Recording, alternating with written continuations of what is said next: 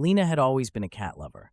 So, when she found a stray black cat lingering outside her apartment building on a rainy night, she didn't hesitate to take it in. The cat was sleek, its fur almost blending with the shadows, and its yellow eyes glowed eerily in the dim light. It was silent, never meowing, never making a sound. She named it Midnight. From the first night, strange things began happening. As she slept, Lena would hear faint whispering sounds. She lived alone, and the noise sent shivers down her spine. She checked her apartment, but there was no one there. Midnight sat on the windowsill, staring out into the dark alley. His tail flicked, his eyes fixed on something unseen. Days passed, and the whispers grew louder.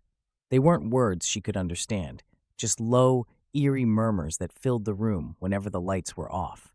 She convinced herself it was her imagination, stress from work, or just the sounds of an old building settling at night. But the feeling of unease never left her.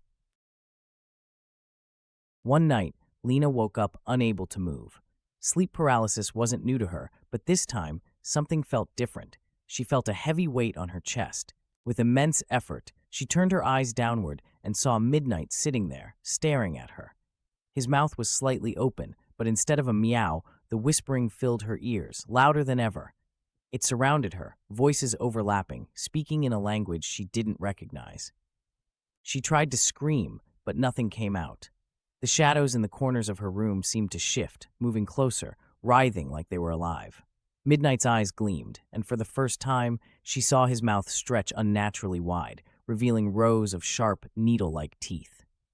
The whispers turned into a growl, deep and guttural. The paralysis broke, and she gasped, sitting up. Midnight was gone. The room was silent. Her heart pounded in her chest as she scanned the room, but there was no sign of the cat. The door to her bedroom was ajar, though she had shut it before bed.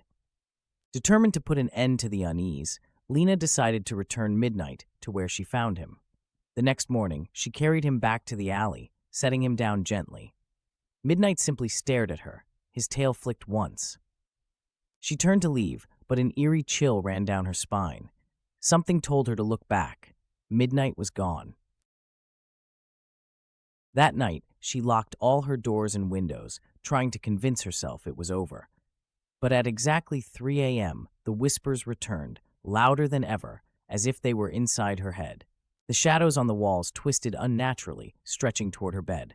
Paralyzed with fear, she watched as something moved in the darkness, a tall, thin figure with glowing yellow eyes.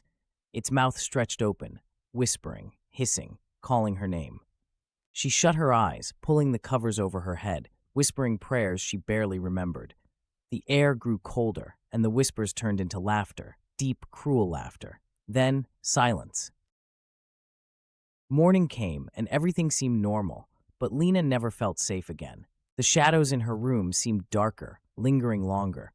And sometimes, late at night, she could swear she saw glowing yellow eyes staring at her from the corners.